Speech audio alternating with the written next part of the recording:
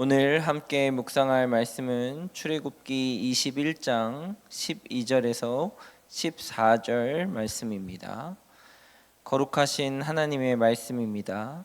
사람을 쳐 죽인 자는 반드시 죽일 것이나 만일 사람이 고의적으로 한 것이 아니라 나 하나님이 사람을 그의 손에 넘긴 것이면 내가 그를 위하여 한 곳을 정하리니 그 사람이 그리로 도망할 것이며 사람이 그의 이웃을 고의로 죽였으면 너는 그를 내 제단에서라도 잡아내려 죽일지니라. 아멘. 최근 유행하고 있는 드라마 중에 국민사형투표라는 드라마가 있습니다. 반인륜적인 죄를 범하였거나 사람을 죽였음에도 불구하고 법의 심판을 피한 사람들을 인터넷이나 문자로 투표해서 과반수 이상이 찬성하면 그 범죄자를 살인하는 범죄자의 이야기를 다룬 드라마입니다.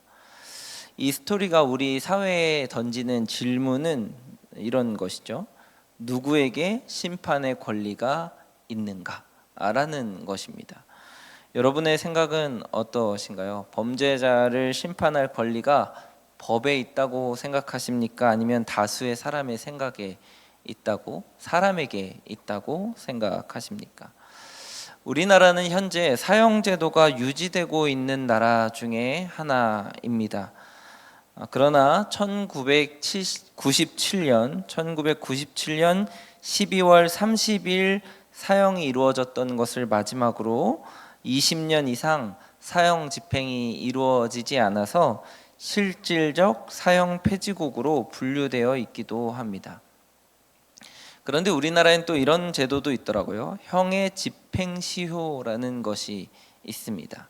형을 확정받은 이후로부터 30년이 지나면 그 확정받은 형을 면제해주는 제도이거든요.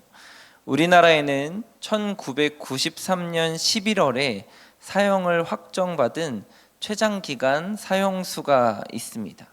그러니까 30년이 지나면 이제 이 형이 무효가 되잖아요. 그게 올해 11월입니다.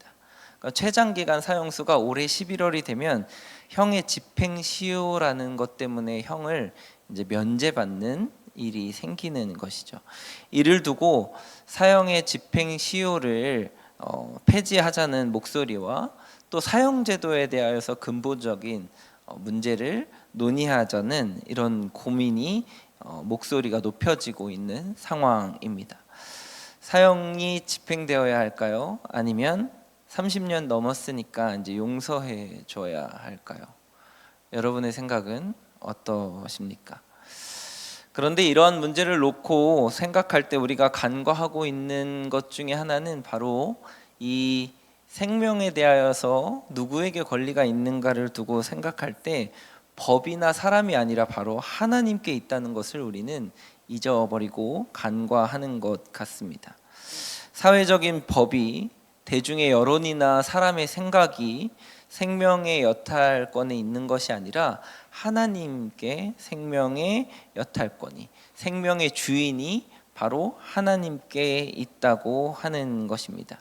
우리에게 생명을 주셨고 그 생명의 실질적인 소유자가 되시는 하나님은 과연 살인이나 사형에 대하여서 어떻게 생각하고 계실까요? 출애굽기 20장 13절에 살인하지 말라는 엄중한 경고와 동시에 오늘 본문의 그 경고를 무시한 사람, 그러니까 살인을 한 사람을 반드시 죽이라고 하는 이 본문의 말은 또 무슨 뜻일까요?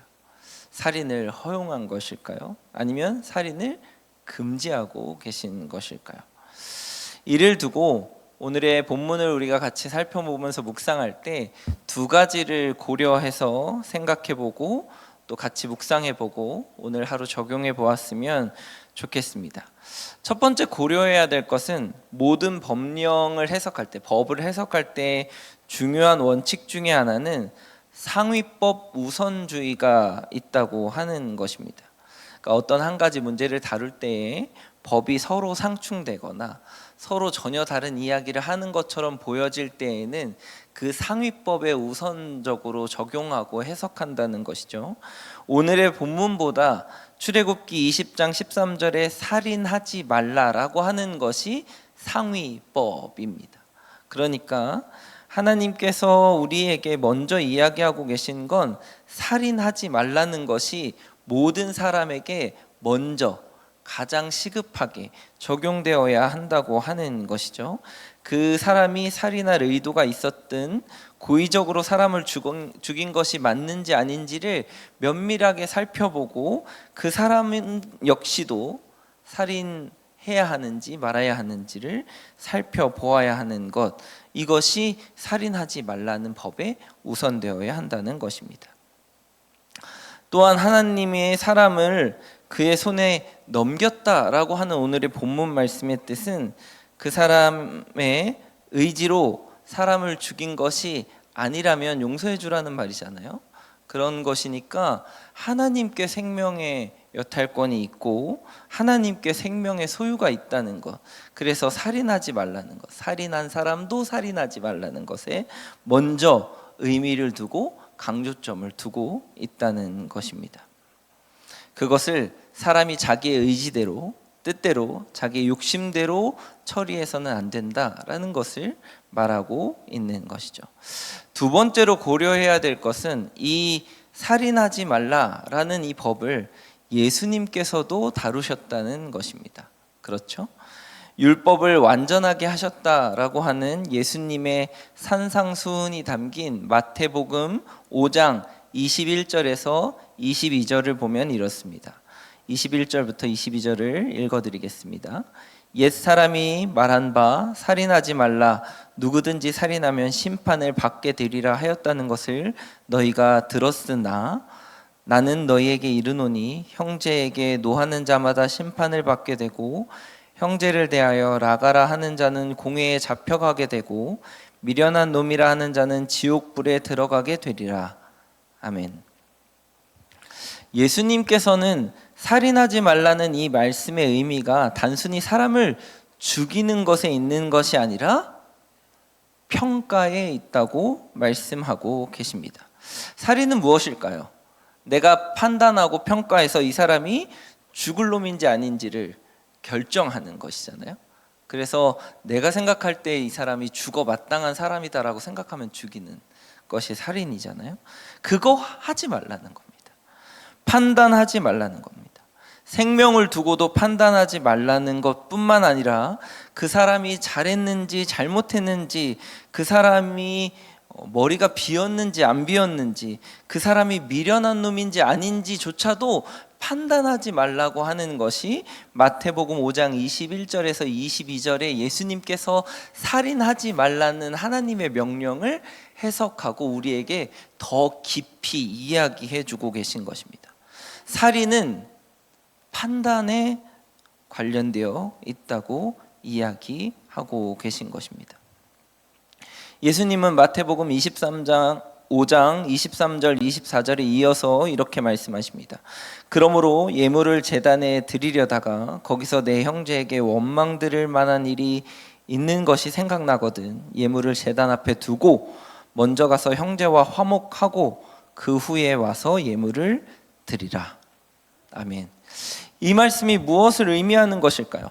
살인하지 말라고 계명을 주신 하나님의 뜻은 이 살인하지 말라는 말을 가지고 다른 사람을 판단해서 너가 죽을 놈, 안 죽을 놈, 살인을 저질렀기 때문에 사형을 받을 사람, 안 받을 사람에 대하여서 말하고 쓰라는 것이 아니라 바로 누구에게 쓰라는 것이죠? 나를 돌아보는데 쓰라고 하는 것입니다.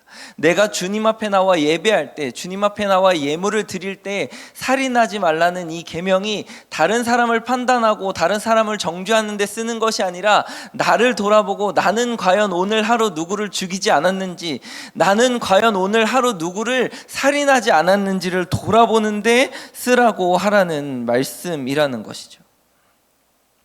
마음으로 사람을 죽이지는 않았는지, 입술로 사람을 죽이지는 않았는지, 생각으로 사람을 죽이지는 않았는지, 표정으로 사람을 죽이지는 않았는지, 글로 사람을 죽이지는 않았는지 스스로를 돌아보는데 살인하지 말라는 이 말을 쓰라는 것이지, 다른 누군가를 판단하고 다른 누군가를 정죄하고 다른 누군가에게 시선을 두고 이 말씀을 사용하라는 말이 아니라는 것입니다.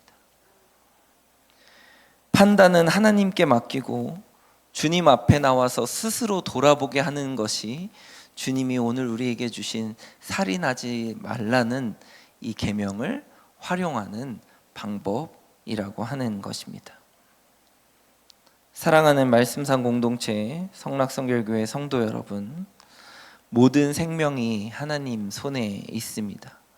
모든 사람의 평가와 판단도 하나님께 있습니다. 율법의 잣대를 가지고 사람을 평가하고 판단하고 심판하고 정죄했던 바리새인과 그리고 이 당시의 종교인을 넘어서서 율법의 마음을 가지고 나 자신을 돌아보고 하나님 앞에 예배하는 자로 내가 얼마나 거룩하고 정결한지를 주님 앞에 드리는, 나 자신을 더 깊이 살펴보는, 그렇게 하나님께 나아가는 성도님들이 다 되시기를 주님의 이름으로 축복합니다. 기도하시겠습니다. 우리를 창조하시고 우리에게 생명을 주신 하나님 아버지 감사합니다. 모든 생명이 주님께 속하여 있음을 고백합니다. 그러나 때때로 우리는 우리의 교만과 연약함으로 하나님의 것을 내 것으로 착각하고 이웃을 평가하고 욕하고 살인할 때가 있었음을 용서하여 주옵소서. 하나님이 선물로 주신 말씀이 다른 사람을 비추어 판단하기보다 나를 비추어 거룩하여지는 길에 사용하게 하여 주시옵소서. 살인하지 말라는 말씀에 비추어 오늘 하루 마음으로, 입술로, 표정으로, 분위기로, 글로 살인하지 않게 도와 주시옵소서. 우리를 구원하시기 위해 잠시도 쉬지 않고 우리를 살리고 계신 예수님의 이름으로 기도합니다. 아멘. 이 시간 다음과 같은 기도 제목으로 함께 기도하시겠습니다. 지금 들은 말씀이 내 삶으로 이어지게 하옵소서. 말씀 묵상이 길입니다라는 표어를 가지고 세워가는 2023년이 되게 하시고 기쁨과 감사가 충만한 하반기가 되게 하소서. 동네 세매절 말씀 묵상과 동소원을 통해 말씀이 삶이 되는 공동체로 성장하게 하옵소서. 다음 세대를 축복하시고 말씀 묵상과 예배를 통해 은혜가 회복되는 다음 세대 되게 하옵소서.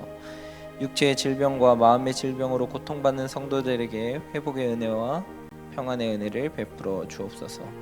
이 나라를 긍휼히 여겨주시고 정치, 경제, 외교, 문화 전반에서 안정되게 하시고 하나 되게 하옵소서. 개인의 기도 제목과 공동의 기도 제목으로 다 같이 기도하시면서 삶의 자리로 나아가시겠습니다. 기도하시겠습니다. 사랑과 은혜로 충만하신 하나님, 참으로 감사합니다.